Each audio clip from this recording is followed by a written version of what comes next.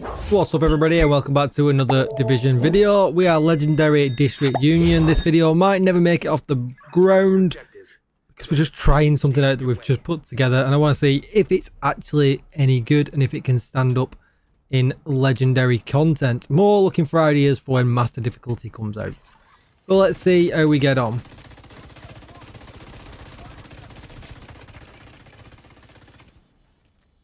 So we got rid of one of the tank controllers right off the rip, which is nice. All purple and reds, we take them for easy stats.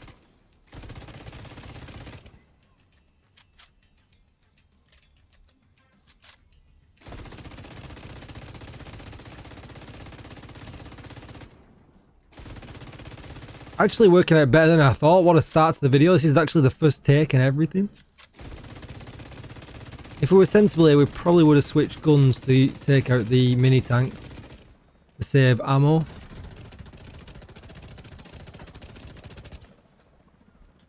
Secondary gun I didn't really think about. Probably should have put something on to do a bit more pew pew, but here we are.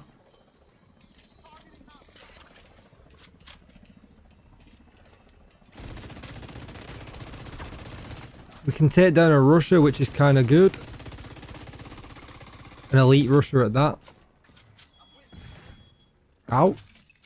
We have enough armor to tank the silly drones when they inevitably come bombarding us. Armor looks really good, and so far I am really pleased. We're having no issues whatsoever. Smooth as my bottom. We have got some ammo dotted around as well if we really want it, which is cool.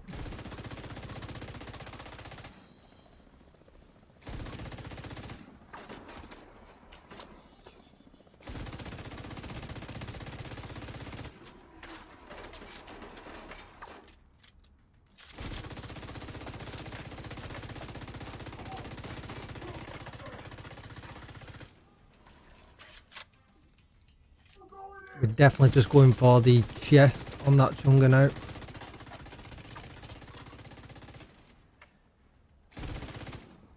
Go back to your master and spread the plague.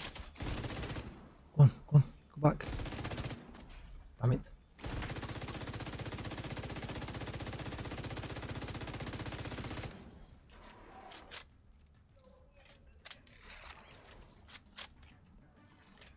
Oh, I hit the reload at the wrong time. Double reload on LMG, don't need that.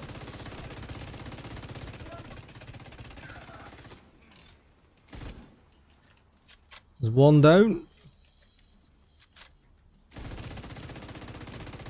Other one's just playing around right now by the looks of it. We'll just try and tag our friends down here.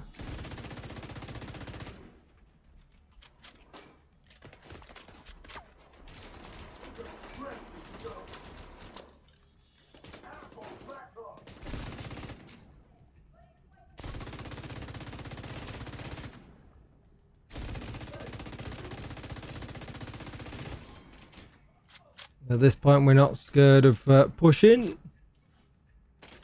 What have we got left? This annoying drone. One left, two left.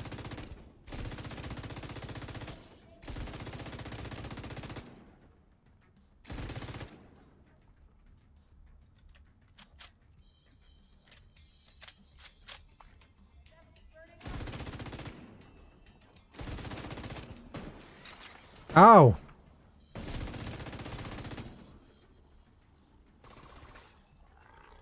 Yeah, I worked out really well, and obviously this is definitely the easiest legendary that we've got going. But yeah, super impressed with how that worked out. Let's give the secondary a bit of a go, because this is a bit more high pressure.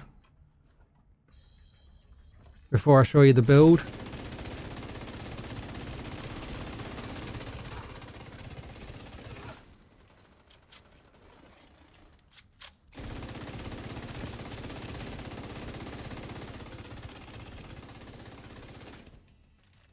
Oh, then Pestilence ticks are no joke. We had no messing around with the healers because of them, which is really nice. This is the bit where you usually get under quite a bit of pressure. because the chungers will turn up. Just let him die. We'll reload Reddit. That made that bit really, really easy. We have got a revive hive on if we need it.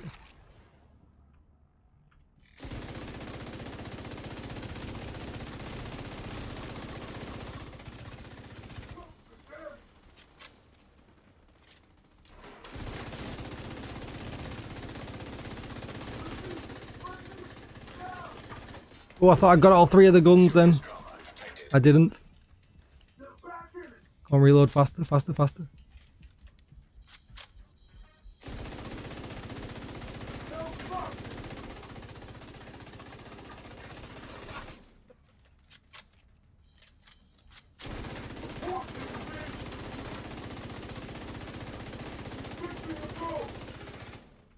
We are going to have to get out because of the backpacks. Still don't feel like I'm under too much pressure, which is kind of nice. Although I am messing up with the reload significantly.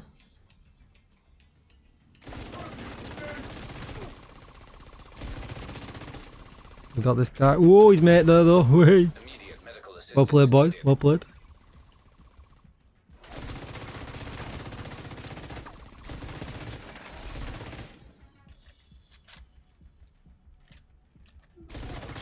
No, I don't want to view that point. Oh my, what is the game doing to me? Go this side.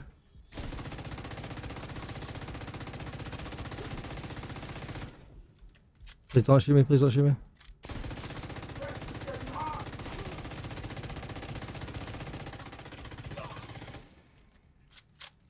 Yeah, we are loving life right now.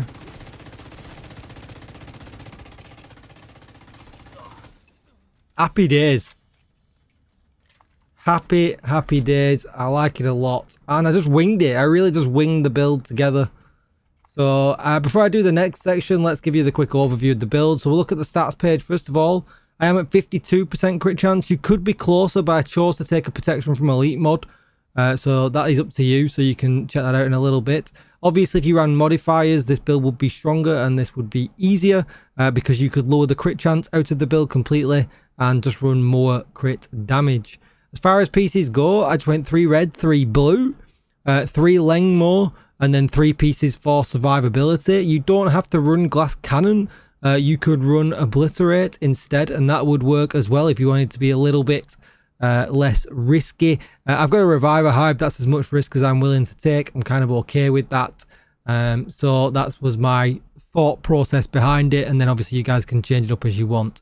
I went with the attack drone. I think it does a better job than the decoy, and as well it does a little bit of damage because mine is level 23 as well. So we've got no skill to support that at all. So having the extra 23 is really, really good. And the revive hive for the second skill, as we've already talked about.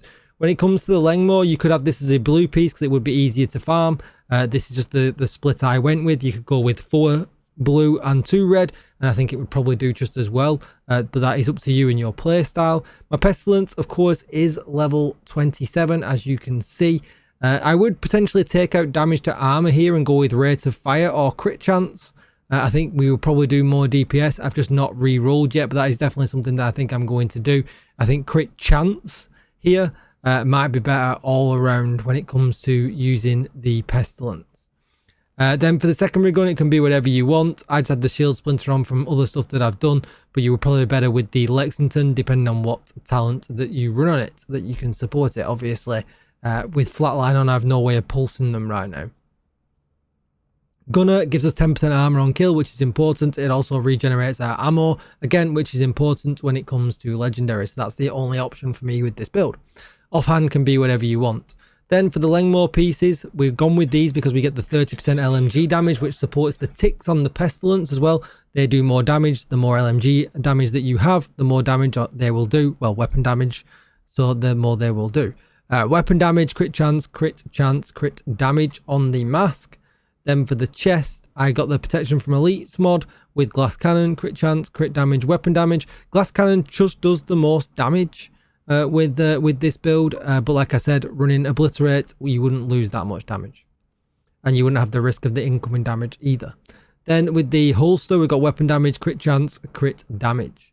Then for the 3 blues, pretty hard piece to get, the Emperor's Guard. The reason I went with the Emperor's Guard is they give us 1% armor regen, easy to get armor on the core attribute, and then critical hit damage.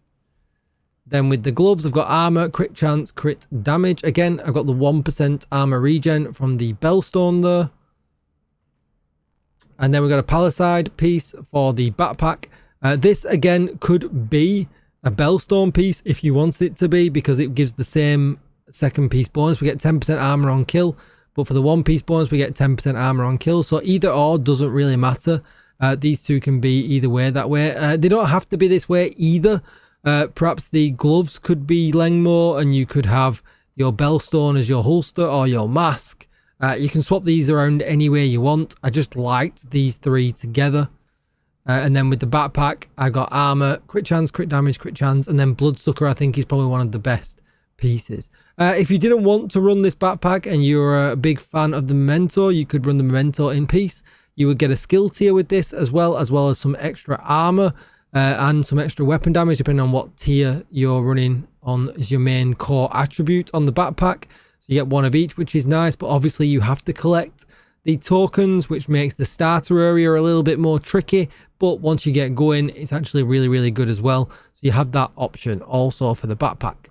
That's going to be it for the video. I'm going to do this next section and hopefully not die, because that will then ruin the video. Don't forget to like, share, comment and subscribe, and I'll see you in the next one, agents. Goodbye.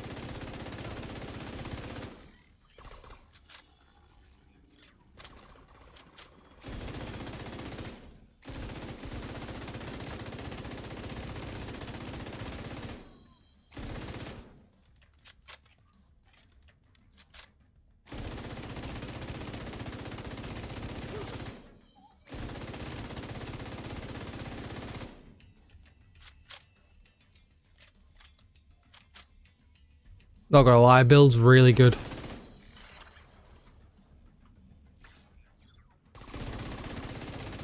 Killing legendary enemies by just sitting in cover is just insane. See you later, agents.